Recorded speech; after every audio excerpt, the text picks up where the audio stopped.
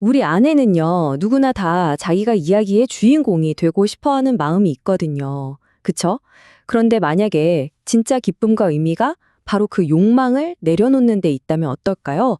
오늘 이 시간에는 가장 아름다운 퇴장을 보여준 한 인물을 통해서 내 이름이 지워질 때 비로소 드러나는 그 놀라운 신비에 대해 이야기 나눠보겠습니다. 이게 좀 이상하게 들리시죠? 강연해요. 우리는 보통 더 커지고, 더 많이 이기고, 더 주목받는 것에서 기쁨을 찾잖아요. 그런데 성경에 나오는 한 인물은요, 정반대의 길에서 충만한 기쁨을 찾았다고 말하는 거예요. 바로 내가 점점 작아지고 사라지는 그 길에서 말이죠. 와, 정말 역설적이지 않나요? 오늘 우리가 함께 풀어볼 수수께끼가 바로 이겁니다. 자, 지금 보시는 이 두 그림이 오늘 이야기의 핵심을 딱 보여주는데요. 왼쪽은 우리 모두의 본능이죠. 내가 이 이야기의 주인공이 되어야 해 하는 마음. 근데 오른쪽을 보세요. 세례 요한이 보여준 아주 급진적인 대안. 바로 아름다운 퇴장입니다. 자신을 향하던 모든 스포트라이트가 다른 사람한테 확 옮겨가는데 질투는커녕 오히려 기뻐했다는 거예요. 아니, 어떻게 이게 가능했을까요? 그 비밀을 세 가지 생각의 전환을 통해서 한번 파헤쳐 보겠습니다. 자, 그 첫 번째 비밀의 열쇠는 바로 이거예요. 성공의 출처에 대한 그의 관점이었습니다. 그는 자신의 인기나 영향력을 우리랑 완전히 다른 시각으로 봤던 거죠. 핵심이 바로 이 구절에 있습니다. 제자들이 막 불안해하면서 와서 그런 거예요. 스승님, 저기 예수라는 사람한테 사람들이 다 몰려가요. 스승님 인기가 떨어지고 있어요. 하면서 막 경쟁심을 부추겼을 때 요한이 딱 이렇게 대답합니다. 이 모든 건 하늘이 주시지 않으면 아무도 받을 수 없는 거야. 와, 이게 무슨 뜻이냐면요. 내 성공도 저 사람의 성공도 전부 다 내게 아니라 하나님이 주신 선물이라는 고백인 거죠. 우리 살면서 이런 질투 진짜 많이 느끼잖아요. 그럴 때 이 관점을 한번 떠올려 보면 어떨까요? 이게 바로 모든 걸 바꾸는 첫 번째 생각의 전환입니다. 이 슬라이드 정말 흥미로운 비교를 보여주죠. 영화 아마데우스 보셨나요? 거기 나오는 살리에리. 그는 자기 재능을 내 것이라고 생각했어요. 그 결과 어떻게 됐죠? 모차르트라는 자기보다 더 대단한 천재 앞에서 평생을 질투랑 괴로움 속에서 살았잖아요. 자, 반면에 세례 요한을 보세요. 그는 자기 사명을 하나님이 주신 선물로 생각했어요.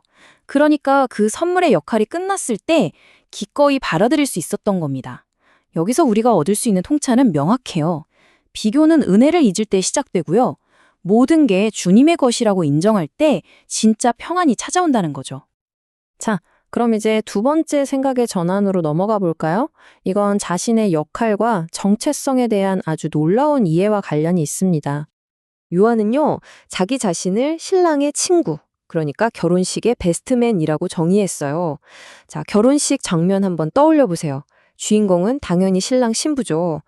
그럼 베스트맨의 가장 큰 기쁨은 뭘까요? 맞아요.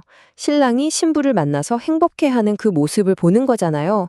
만약에 베스트맨이 갑자기 자기가 스포트라이트 받겠다고 신랑 옆에서 막 춤추고 난리를 피우면 그 결혼식은 완전히 엉망이 되겠죠? 요한은 바로 이 원리를 자기 삶에 완벽하게 적용한 겁니다. 이 들러리의 인물을 이렇게 단계별로 보면 그의 행동이 기가 막히게 이해가 돼요. 첫째, 그는 신랑이신 예수님을 위해 길을 준비했죠. 둘째, 사람들을 신랑에게로 연결해줬어요. 셋째, 마침내 사람들이 신랑의 목소리를 듣고 따르기 시작하는 걸 본 거예요. 그리고 마지막으로, 아, 내 역할은 끝났다. 이걸 알고는 정말 충만하게 기뻐했던 겁니다. 이건 그냥 기쁜 게 아니라 임무 완수의 기쁨이었던 거죠. 그리고 이 생각은요, 바로 이 놀라운 선언으로 정점을 찍습니다. 그는 흥하여야 하겠고 나는 쇠하여야 하리라. 여러분, 이건 패배 선언이 절대 아니에요. 자신의 역할과 정체성을 완벽하게 이해한 사람만이 할 수 있는 가장 영광스러운 사명 완수 선언이었던 겁니다. 하지만 이런 생각들이 그냥 좋은 마음가짐이나 긍정적인 생각, 이런 수준에 머무는 게 아니에요. 그 뿌리에는 훨씬 더 근본적이고 절대적인 믿음이 있었습니다. 자, 이제 이 이야기의 판돈이 얼마나 큰지 마지막 생각의 전환을 한번 살펴보겠습니다. 아니, 어떻게 한 사람이 이렇게까지 철저하게 자신을 내려놓을 수 있을까요? 이건 그냥 건강한 정신, 이런 차원의 문제가 아닙니다. 이건 그야말로 삶과 죽음을 가르는 절대적인 신뢰의 문제로 넘어가는 거죠. 이걸 스카이다이빙에 비유하면 느낌이 확 와요. 스카이다이버한테 제일 중요한 게 뭘까요? 낙하산이 어떻게 펴지는지 그 원리를 머리로 아는 걸까요? 아니죠.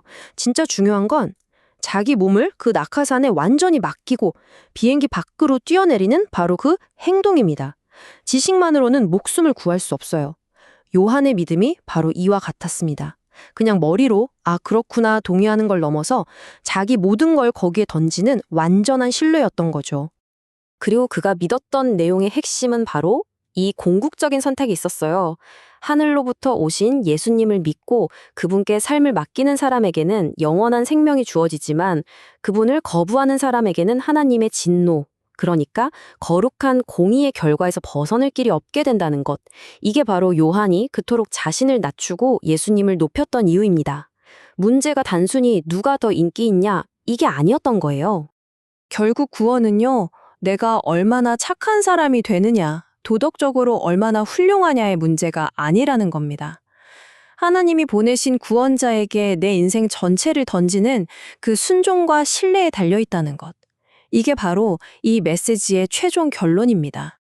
자, 그럼 이 멋진 원리들을 그냥 머리로만 알고 아, 좋네 하고 끝낼 게 아니라 우리 삶으로 한번 가져와 볼까요? 이 거룩한 췌장을 우리가 어떻게 연습할 수 있을지 한번 알아보겠습니다.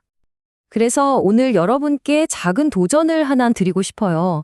일상 속에서 이 거룩한 퇴장을 의식적으로 한번 연습해 보는 거죠. 방법은 아주 간단합니다. 이번 주에 누군가 여러분의 성과나 재능을 칭찬할 때 있잖아요.